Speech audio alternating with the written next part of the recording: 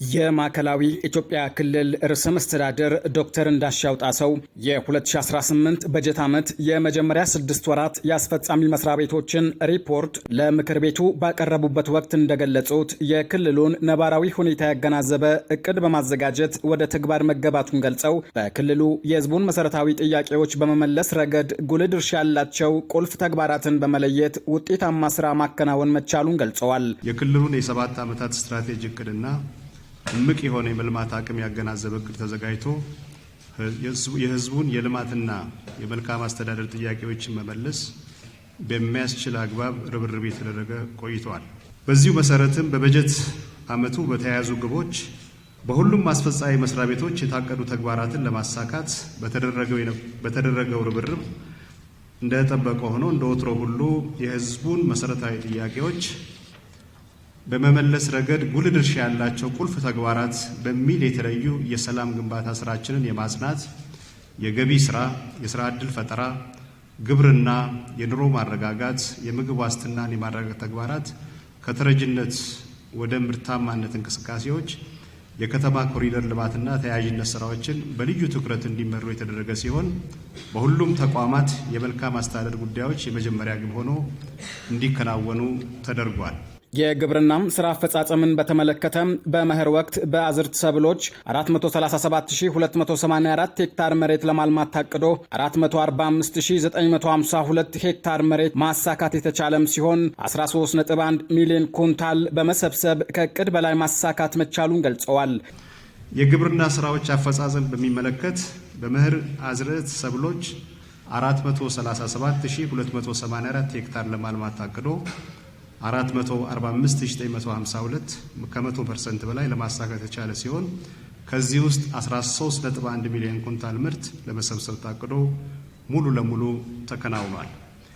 ይህም ከአምናው ተመሳሳይ ወቅት ጋር ሲነጻጸር የ705959 ኩንታል ብልጫ ያለው ምርት ተመርቷል።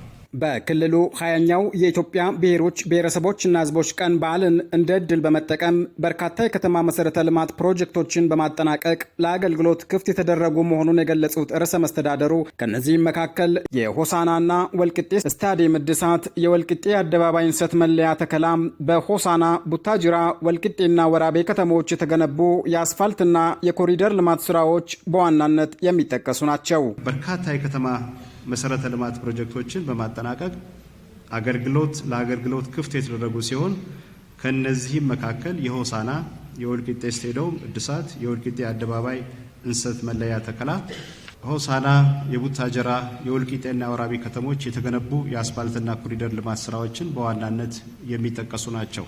በአንድ ከተማ አንድ ፕሮጀክት የተጀመረ 90 ፕሮጀክት ውስጥ በግማሽ ዓመቱ 35 ፕሮጀክት ተጠናቅቆ ለአገልግሎት ክፍት የተደረገ ሲሆን ይህም የተጠናቀቁ ፕሮጀክቶች ቁጥር 84 ያደርሰዋል። የክልሉን እምቅ ሀብትና ጸጋዎችን በመጠቀም ለዜጎች ዘላቂና አስተማማኝ የስራ ዕድል ለመፍጠር ርብርብ የተደረገም ሲሆን በግማሽ ዓመቱ ለ235205 ዜጎች የስራ ዕድል መፍጠር ተችሏል።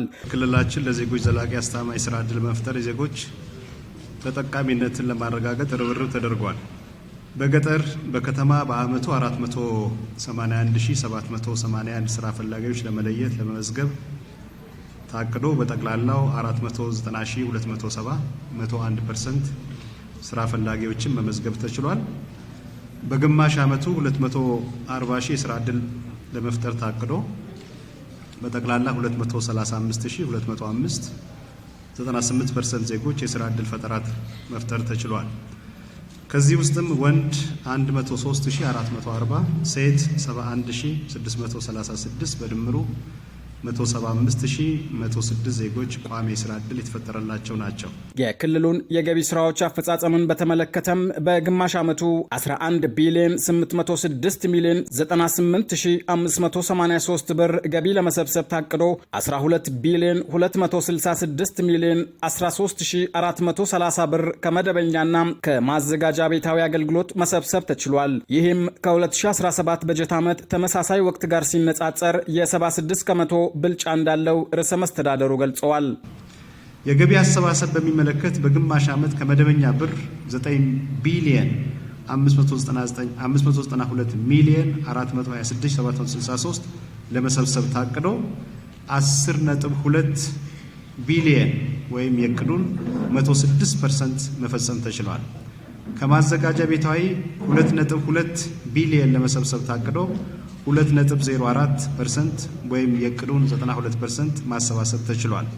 በአጠቃላይ 11.8 ቢሊየን ለመሰብሰብ ታቅዶ 12.2 ቢሊየን የእቅዱ 103.9% መፈጸም የተቻለ ሲሆን ይህ አፈጻጸም ከ2017 በጀት ዓመት ተመሳሳይ ወቅት ጋር ሲነጻጸር በጠቅላላ የ5.2 ቢሊየን ልዩነት ወይም ብልጫ ያሳያል። የክልሉን የሰላምና ጸጥታ ሁኔታን በተመለከተም በክልሉ ውስጥና ተዋሳኝ አካባቢዎች ከአደረጃጀት፣ ከሃይማኖት ጽንፈኝነት፣ ከወሰን ማካለልና ህገወጥ ተግባራት ጋር ተያይዞ የግጭት አመላካች የግጭት ክስተትና የግጭት ሁኔታዎች ላይ ከ170 በላይ መረጃዎችን በመሰብሰብና በመተንተን ሊከሰቱ የነበሩና የተከሰቱ የኃይል ግጭቶችን በማምከን የጉዳት ምጣኔውን መቀነስ መቻሉንም ርዕሰ መስተዳደሩ ገልጸዋል። የጸጥታና ሰላም ስራዎች አፈጻጸም በሚመለከት በክልሉ ውስጥና ተዋሳኝ አካባቢ በአደረጃጀት፣ በሃይማኖት፣ በጽንፈኝነት፣ ከወሰን መካለል ወዘተ ጋር ተያይዞ የግጭት ሁኔታዎች ላይ